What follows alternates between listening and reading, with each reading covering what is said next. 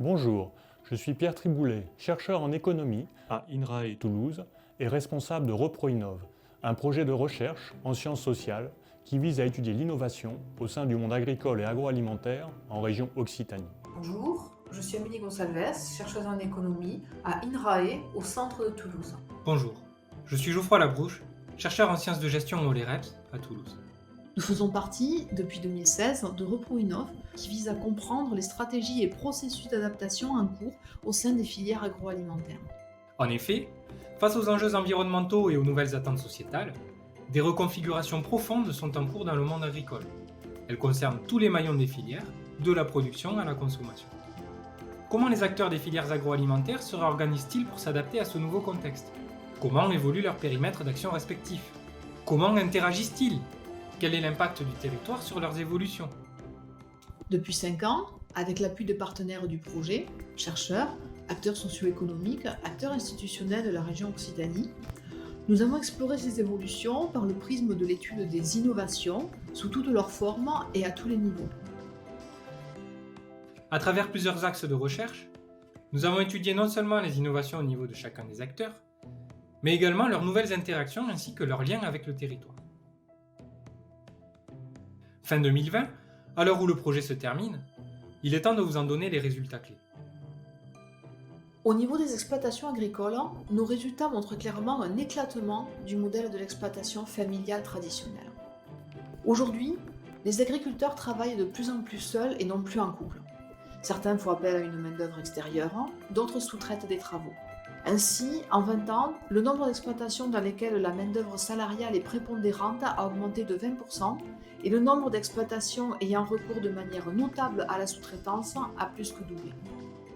Nous voyons également une multiplication des exploitations de groupe, reposant sur un nombre important d'associés, apparentés ou non, qui sont de très gros GAEC ou d'autres formes sociétaires, comme par exemple les sociétés civiles laitières. Une des conséquences de ces mutations est l'apparition de nouveaux besoins de services comme la prise en charge de chantiers complets, pour la gestion intégrale de l'exploitation, ou du conseil stratégique d'entreprise, en plus du conseil technique. Ainsi, les coopératives agricoles sont amenées à adapter leur offre de services à cette nouvelle pluralité des formes d'entreprises agricoles. Dans le contexte du fort développement de l'agriculture biologique en Occitanie, nous avons cherché à mieux comprendre les dynamiques en cours dans les coopératives agricoles et dans les territoires. Tout d'abord, nous avons montré qu'il existe une diversité de stratégies pour l'agriculture biologique dans les coopératives agricoles. La coopérative Calisol l'intègre entièrement, de la production à la distribution. Alors que d'autres coopératives l'externalisent dans une union de coopératives comme Agribio Union. Le modèle intégré porte une plus grande ambition de création de valeur, axée sur la durabilité environnementale et le lien au territoire. Cependant, il ne faut pas sous-estimer les tensions organisationnelles que génère la coexistence de filières conventionnelles et biologiques au sein d'une même coopérative. Un autre résultat obtenu au niveau du GERS est que les stratégies en agriculture biologique sont portées par des acteurs multiples qui n'ont pas forcément la même vision de l'agriculture bio. Cela pose la question de comment faire converger les points de vue des acteurs sur la place du bio dans un territoire. Nous avons également regardé les caractéristiques des produits issus de l'agriculture biologique au niveau des réseaux de distribution pour essayer de mieux comprendre leur impact sur les réorganisations dans les filières et les territoires.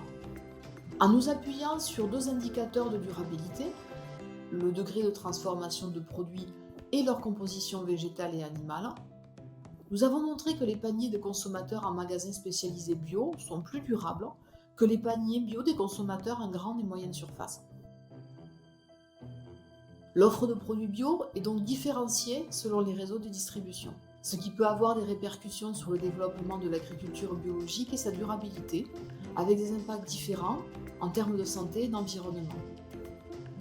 Ces résultats questionnent le développement de l'agriculture biologique dans les filières et les territoires. En ce qui concerne le rôle du territoire dans l'innovation, nous avons pu identifier 2 résultats majeurs. Tout d'abord que pour les dirigeants d'entreprises agroalimentaires, les villes moyennes se distinguent des métropoles et des zones rurales en combinant des avantages. Par exemple, un tissu socio-économique attractif associé à un cadre de vie proche de la nature. Il est à noter cependant que le développement économique de ces villes moyennes n'est pas le même selon les villes. Ils dépendent de la présence d'une volonté politique ou encore de la présence d'acteurs économiques variés sur le territoire. Si les villes moyennes apparaissent propices aux innovations pour les entreprises agroalimentaires, nous avons remarqué que ces innovations sont plutôt de l'ordre de l'amélioration de procédés, qu'elles sont souvent collaboratives et qu'elles reposent sur le rôle majeur de l'entreprise. En étudiant des projets, cette fois ancrés dans le rural et impliquant des coopératives agricoles, nous avons montré que les territoires ruraux sont propices aux innovations de type environnemental, c'est-à-dire un produit, un procédé ou encore une organisation qui procure un bénéfice environnemental. Dans ce type de territoire, souvent qualifié de peu innovant, ces innovations prennent appui sur les ressources agricoles locales et des réseaux d'acteurs locaux, publics et institutionnels. Les acteurs publics jouent un rôle clé pour ces innovations, en particulier au niveau régional. Ils apportent des financements, mais également facilitent l'accès à des connaissances indispensables à l'innovation. En retour, cette innovation environnementale favorise le dynamisme des territoires en créant de nouveaux liens entre acteurs. L'ensemble de ces résultats donne des éléments de compréhension et de discussion autour des évolutions en cours. Vous pourrez retrouver plus de détails sur les résultats, des documents clés ainsi que les prochains événements autour de ce projet sur le site internet psdr-occitanie.fr. À bientôt!